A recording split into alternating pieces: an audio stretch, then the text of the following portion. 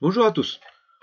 On sait maintenant qu'une nappe d'eau souterraine, c'est de l'eau stockée dans les interstices d'un aquifère, et une eau qui est capable de circuler, souvent à des vitesses de l'ordre de quelques mètres par jour en moyenne. On va essayer de comprendre maintenant cette circulation proprement dite.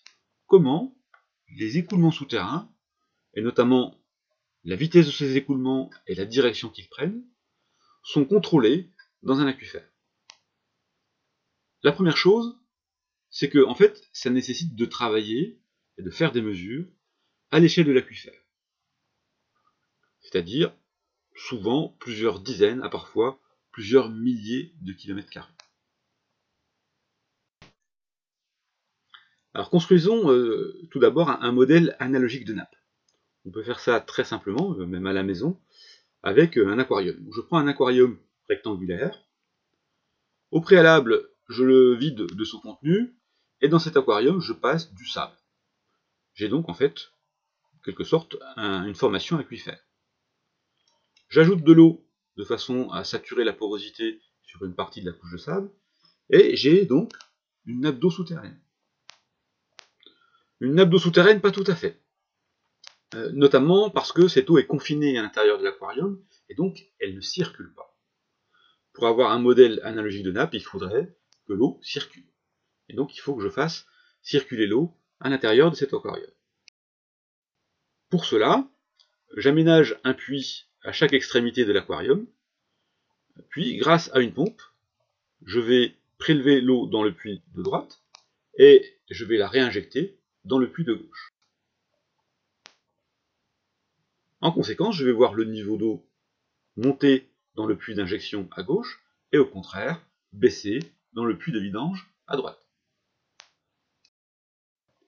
Cela implique que la surface de la nappe, qui est aussi la surface piézométrique, cette surface est en pente.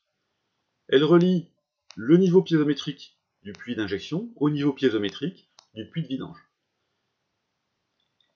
La loi de Darcy nous explique que l'eau circule selon la différence de charge hydraulique. Autrement dit, la différence de niveau piézométrique. Dans notre modèle, l'eau circule effectivement depuis le puits d'injection vers le puits de vidange. On retrouve tous les paramètres de la loi de Darcy sur ce schéma.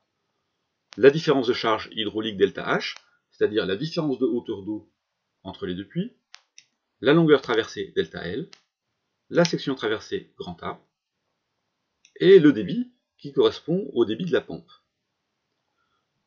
La conductivité hydraulique grand K dépend, elle, uniquement du type de sable que j'ai mis dans l'aquarium.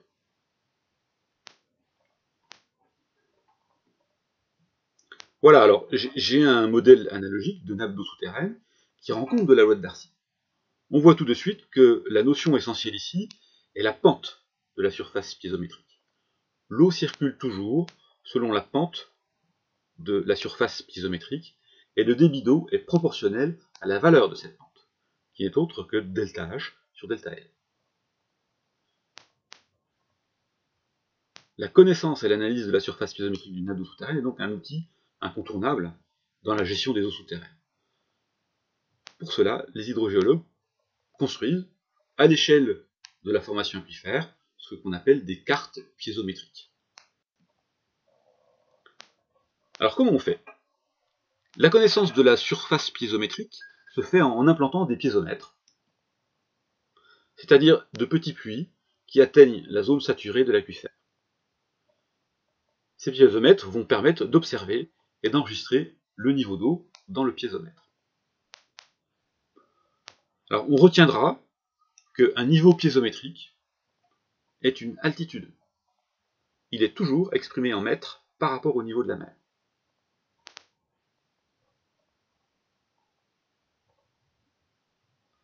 La surface piézométrique, elle, est l'ensemble des niveaux piézométriques. Sa cartographie est réalisée en traçant des courbes isopièses basées sur l'interpolation des valeurs des niveaux piézométriques. Alors, comment se construit cette carte en courbe isopièse? C'est ce qu'on va voir juste après.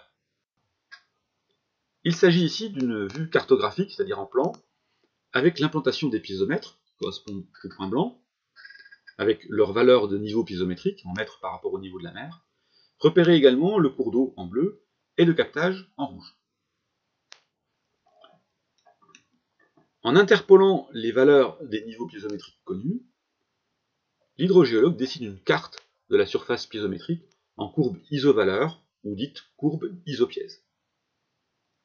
La carte en courbe isopièze est une représentation de la morphologie de la surface piézométrique, à l'image d'une carte topographique qui représente la morphologie de la surface du sol. On va donc avoir des vallées, des crêtes, etc. À partir de cette information, je peux tracer les directions et les sens d'écoulement principaux dans la nappe. Comment ça se passe? Les circulations, ou les courants d'eau si vous préférez, se font toujours des niveaux piézométriques les plus élevés vers les niveaux piézométriques les plus bas. Et en fait, toujours selon la ligne de plus grande pente piézométrique. C'est-à-dire qu'on va tracer ces lignes de courant perpendiculairement aux courbes isopièzes. La piézométrie de cette zone identifie clairement une zone de convergence des eaux souterraines, axée sur l'axe du cours d'eau, et là en fait, les écoulements souterrains sont drainés vers le cours d'eau. Une zone de divergence, ou qu'on appelle aussi limite de partage des eaux souterraines, et qui correspond à une ligne de crête piézométrique.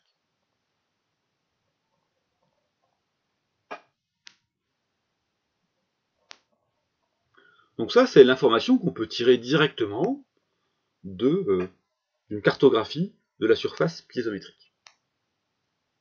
Alors on va essayer de voir maintenant plus précisément ce qu'il se passe en profondeur, c'est-à-dire sur toute l'épaisseur de la nappe. On passe donc cette fois-ci en coupe, et voici le profil topographique simplifié, avec deux vallées qui sont drainées chacune par un cours d'eau. On rajoute le profil de la surface piézométrique de la nappe, et on remarque que les cours d'eau, localisés dans les points bas topographiques, drainent la nappe. Par ailleurs, les zones topographiquement hautes, comme au centre du schéma, sont aussi des zones de haut niveau piézométrique. L'eau de la nappe s'écoulera des niveaux piézométriques les plus hauts, c'est-à-dire depuis le centre du schéma, vers les niveaux piézométriques les plus bas, c'est-à-dire les cours d'eau. Rien de surprenant à cela, la plupart du temps, les écoulements sont relativement conformes à la topographie. Tout simplement parce qu'en fait, l'eau s'écoule par gravité.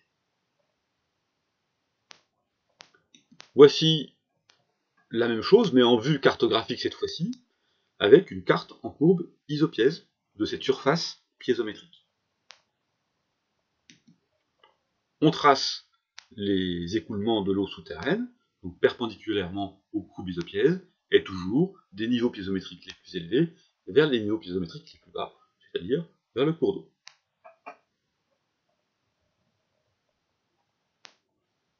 Voyons maintenant comment l'eau circule sur toute l'épaisseur de la nappe. Pour cela, on va chercher à nouveau à avoir des informations piézométriques correspondant à différentes profondeurs de la nappe.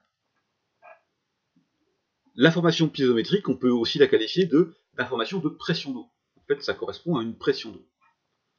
Et dans notre exemple, en fait, on va implanter deux couples de piézomètres mesurant la pression en surface et la pression en profondeur, l'un à gauche vers le cours d'eau, où la surface piézométrique est à sa cote minimum, et l'autre au niveau de la crête de la surface piézométrique.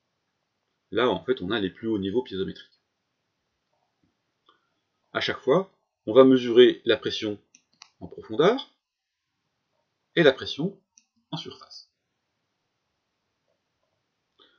Regardons les résultats des mesures. Lorsqu'on est proche du cours d'eau, la pression est plus forte en profondeur qu'en surface. Et l'eau circule donc du bas vers le haut. Inversement, au niveau de la crête de la surface piézométrique, la pression est plus forte en surface qu'en profondeur. Et l'eau circule donc logiquement du haut vers le bas. Ces observations me permettent de tracer sur l'épaisseur de la nappe des lignes de même pression, qui sont en fait équivalentes aux isopièzes, mais cette fois-ci sur l'épaisseur, c'est-à-dire en fait ce sont les lignes où on va trouver exactement les mêmes pressions d'eau. Donc c'est ce que j'ai tracé ici en pointillé.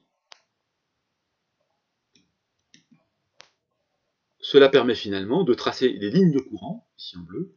En fait, on se rend compte que ces lignes ne sont pas parallèles à la surface piézométrique, comme on aurait pu s'y attendre, mais en fait courbées.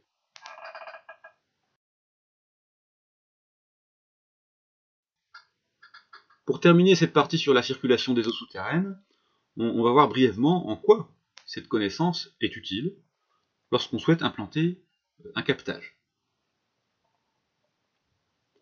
La morphologie de la surface piézométrique peut être en fait de 4 types différents.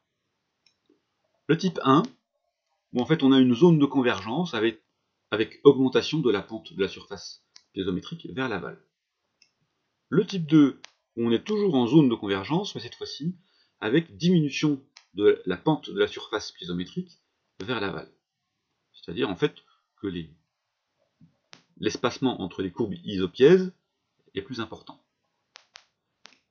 Troisième type, là en fait on rentre dans une zone de divergence avec diminution de la pente de la surface piézométrique vers l'aval. Et enfin, quatrième type, zone de divergence toujours, mais cette fois-ci avec augmentation de la pente de la surface piézométrique vers l'aval. Ces 4 morphologies types peuvent être interprétées au regard de la loi de Darcy.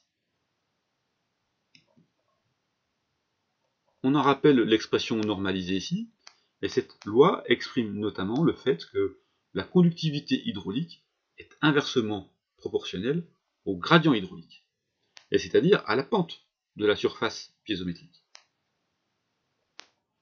Le débit unitaire, quant à lui, en fait, il va augmenter lorsque je suis en zone de convergence, et il va diminuer lorsque je suis en zone de divergence.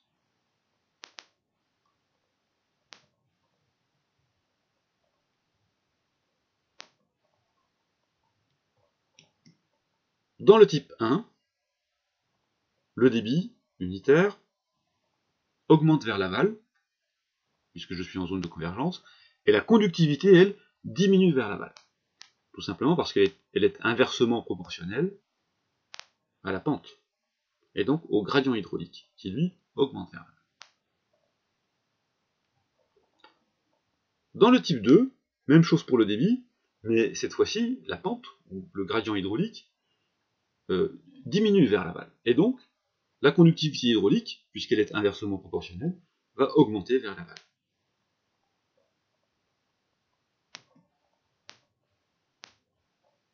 Dans les types 3 et 4, le débit, cette fois-ci, diminue vers l'aval quand on est en zone de divergence. Et pour la conductivité hydraulique, on va retrouver en fait les deux configurations alternatives déjà évoquées pour les types 1 et 2. À la question « Où faut-il préférentiellement implanter un ouvrage de captage ?», la réponse est là où je vais avoir les débits et la conductivité hydraulique maximum, ce qui permettra un rendement optimal du captage.